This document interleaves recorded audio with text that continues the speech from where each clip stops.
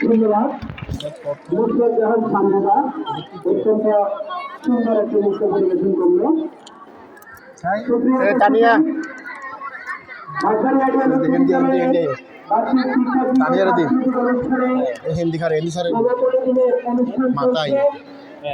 আগত সকল দর্শকদের